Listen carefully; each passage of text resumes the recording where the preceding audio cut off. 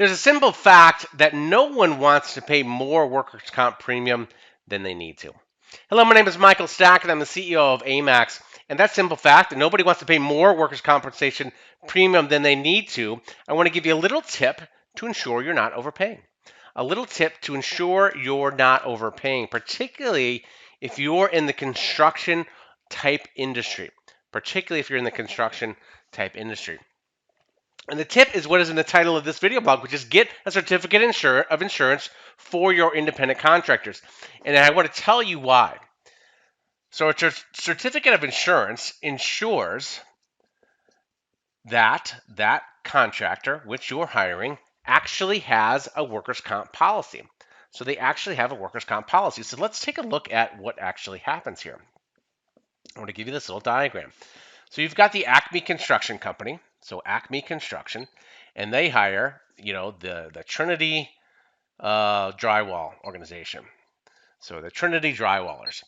And the Trinity Drywallers either have a certificate of insurance or they don't. And if they have a certificate of insurance, then they hurt their shoulder. The guy hurts their shoulder out there doing the drywall. The claim is going to be reported over here to Trinity. If they do not have a certificate of insurance, the claim is reported over here, over to the Acme Construction Company.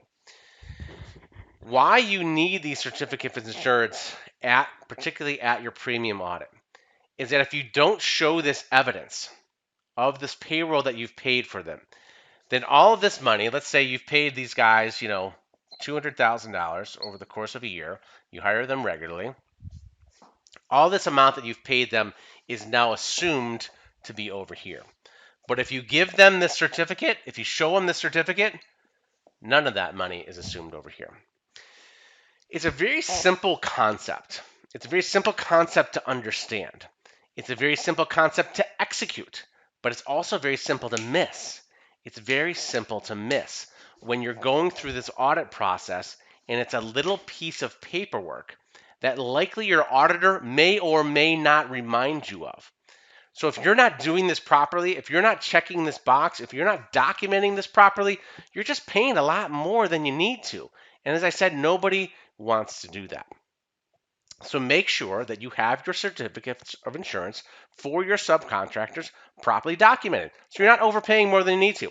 One more little tip here is that if you do not have a certificate of insurance, if you know when you're hiring Trinity, oh yeah, you guys don't have your own workers' comp, you're going to be over on our insurance, and maybe you're pricing that into the job, or you're pricing that into whatever you're paying them for whatever reason. The other thing that you want to make sure that you do is separate your labor versus materials. So separate your labor versus materials. And I want to give you a little quick tip on how this is. So let's say you have a $20,000 job. $5,000 of that is materials, and 15 of that is labor.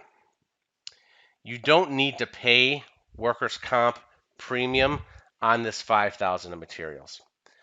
You don't need to pay workers' comp premium on this $5,000 of materials. So if you are including them in your payroll numbers, make sure on that invoice that the labor and the materials are separated out so you're not paying more than you should. Again, my name is Michael Stack, and I'm the CEO of AMAX. Remember, your work today in workers' compensation can have a dramatic impact on your company's bottom line, but it will have a dramatic impact on someone's life. So be great.